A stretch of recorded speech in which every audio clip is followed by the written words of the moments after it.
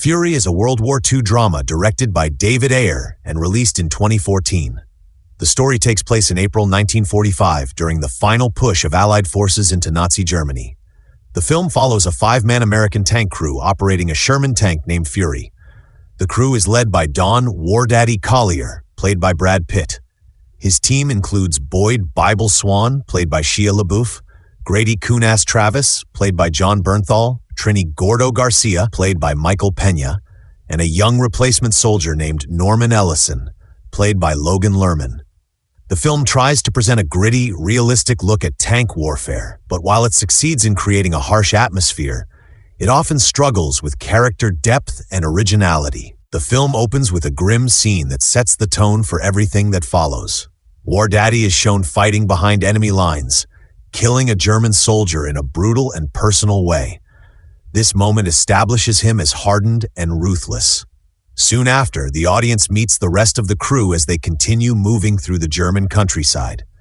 The tank itself feels like a moving coffin, constantly surrounded by danger. Early on, one of their crew members is killed, and Norman Ellison is assigned as the new assistant driver and machine gunner. Norman has no combat experience and was previously a clerk typist. His inexperience creates tension inside the tank, especially because the crew has no patience for weakness. As the story unfolds, Norman becomes the audience's entry point into the horrors of war. He is shocked by the violence around him and is sickened by his first exposure to death. War Daddy forces him to execute a captured German soldier, believing that killing is necessary for survival. This scene is meant to show how war strips away innocence, but it also feels heavy-handed. The moral message is clear and repeated often. To survive, you must lose your humanity. While this theme fits the setting, the film pushes it so aggressively that it becomes predictable. The crew members are defined by simple traits rather than complex personalities. War Daddy is the tough but caring leader who carries the weight of command. Bible constantly quotes scripture and struggles with faith in the face of violence. Grady is loud, crude, and openly hostile toward Norman. Gordo is the most stable and calm of the group. These traits are repeated throughout the film, but they rarely evolve.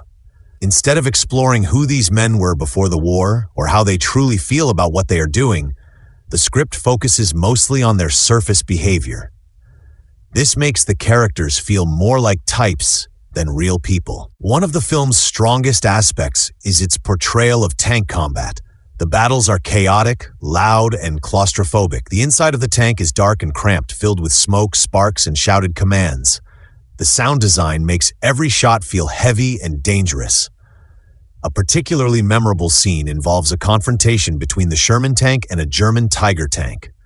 The difference in firepower creates real tension, and the fight is staged in a way that highlights the vulnerability of the American crew.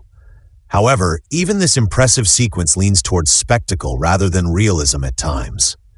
The film wants to appear grounded, but it occasionally slips into exaggerated action. Midway through the story, the crew occupies a small German town. War Daddy and Norman share a quiet moment with 2 German women in an apartment. This scene attempts to show a softer side of War Daddy and hints at the life Norman might have wanted outside the war. It slows the pace and briefly allows the characters to interact in a more human way. Unfortunately, the scene feels awkward and somewhat forced. The tension between the soldiers and the civilians is obvious from the start, and the film seems unsure whether it wants the moment to feel tender or disturbing. When the peace is inevitably shattered by violence, the emotional impact feels manipulated rather than earned. As the Allies push deeper into Germany, the missions grow more dangerous. The crew is ordered to hold a crossroads against an advancing German unit. After their tank is damaged by a mine, they are given the chance to retreat. Instead, War Daddy chooses to stay and fight, knowing it will likely mean death. This decision sets up the final act of the film, which turns into a prolonged last stand. The crew faces overwhelming odds, including waves of German infantry. The final battle is intense and relentless. The tank becomes both fortress and trap. Each crew member meets a violent end, and the film makes sure the audience feels every loss. Norman eventually survives by hiding under the tank as the Germans pass by. The next morning, American forces arrive, and he is discovered alive among the wreckage. The ending suggests that Norman has completed his transformation from innocent clerk to hardened soldier. While the final act is emotionally charged, it also stretches believability. The idea of 5 men holding off such a large force for so long feels more like a myth than a realistic military scenario. The film, which earlier aimed for gritty authenticity, ends on a note that resembles a war legend. This shift weakens the overall message. Instead of feeling like a tragic but plausible story, it feels like an exaggerated tribute to heroism. Visually, the film uses muted colors and muddy landscapes to emphasize the bleakness of war. The constant gray skies and destroyed towns create a sense of hopelessness. The cinematography is effective in showing how worn down both the soldiers and the environment have become. However, the heavy focus on grime and brutality sometimes feels excessive. The film seems determined to prove how harsh and uncompromising it is, to the point where it borders on self-parody.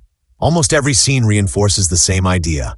War is hell. While this is undeniably true, the repetition reduces its emotional power. The performances are solid, but not particularly surprising. Brad Pitt delivers a steady performance as War Daddy, bringing quiet intensity to the role.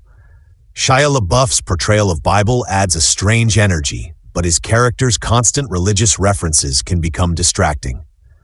Jon Bernthal plays aggression convincingly, though his character is written in such a one-note way that there is little room for nuance.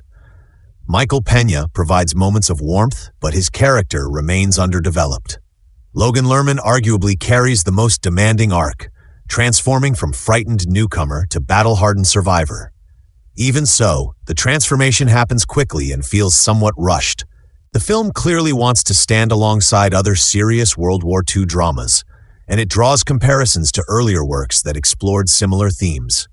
However, it lacks the emotional complexity and deeper reflection that made those films resonate more strongly.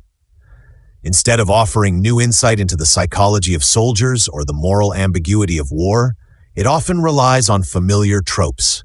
The hardened leader with a hidden heart, the innocent recruit who must learn to kill, and the final heroic sacrifice are all well-worn elements of the genre. Another issue is how the film portrays the enemy.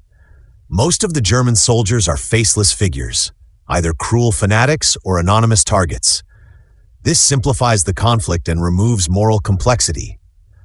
A more layered depiction might have made the story more unsettling and thought-provoking. By keeping the enemy largely one-dimensional, the film reinforces a basic good versus evil dynamic that feels outdated for a modern war drama. In the end, Fury is a technically competent and visually striking film that falls short of its ambitions. It succeeds in creating tension and showcasing the brutal mechanics of tank warfare. It also delivers several intense action sequences that are hard to forget. However, its characters lack depth, its themes are repeated without much variation, and its climax strains credibility. The film wants to be a raw and honest portrayal of war, but it sometimes confuses loud violence with meaningful storytelling. While it leaves an impression, it does not offer much that feels truly new or deeply insightful.